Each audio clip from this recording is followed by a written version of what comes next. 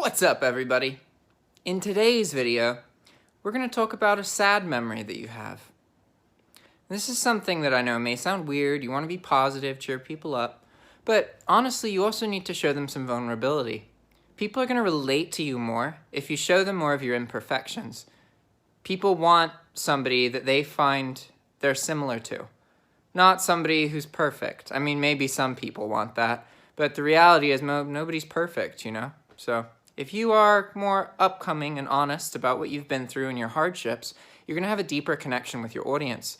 And you're also going to find that making videos about some of the things that are hard for you to make videos about are going to make you more aware of yourself and how your emotions work. For me personally, I think one of the healthiest things you can do when you go through trauma is talk about it publicly on YouTube. I know that may sound crazy, but you can make the things inside of you that hurt you be your strengths if you get to a point where you can comfortably talk about it, right? So for me, my father died, and that's pretty sad for sure, but it's enabled me to have this energy I can just turn on. It's kind of why I feel so passionate about YouTube. Essentially, I used to think that I would be screwed forever because my dad died when I was 11 or 12 or whatever. That was what people talked to me like that was the case. They were like, basically, oh, you can do whatever because you're fucked. And I don't want that. I can't change that he died, right? But I can change how I perceive that he died. And I perceive it as something that made me stronger. I was shown death at a very young age, so I know what is important in life, and it is people. Spending time with the people that you love is what's important. So whenever I think about the death of my father, I don't think about seeing him suffering. I don't think about the cancer or the chemotherapy or the oxygen tanks or any of the noises or that kind of thing, the sad things. What I think about is how amazing it is that I find myself here at 25 with these appreciations of people that most people I know don't have.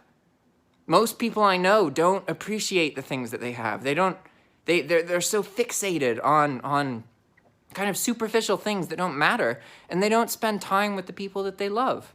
And that's the whole point.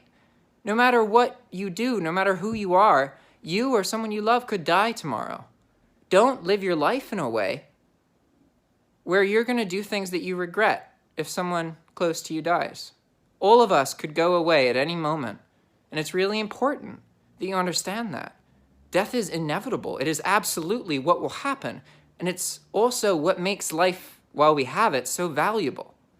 You should relentlessly pursue happiness and the people who inspire you. Spend time with them, okay?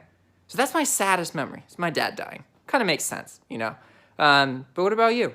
And I don't mean to it doesn't need to be something that intense. That's obviously really intense. But as you can tell, I've talked about it a lot. So it's just the first thing that came to mind for me. Whereas for you, maybe it's something else.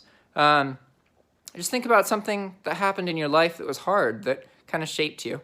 And ideally, anytime you express anything negative or sad, try and put a positive spin at the end of it. Try and say, okay, this is what I went through, this is what I suffered with, this is how it was, but ultimately I learned something, hopefully. All right, guys, so now it's your turn. Do a video, press that red circle, and talk about a sad memory. All right? And I'll see you guys tomorrow.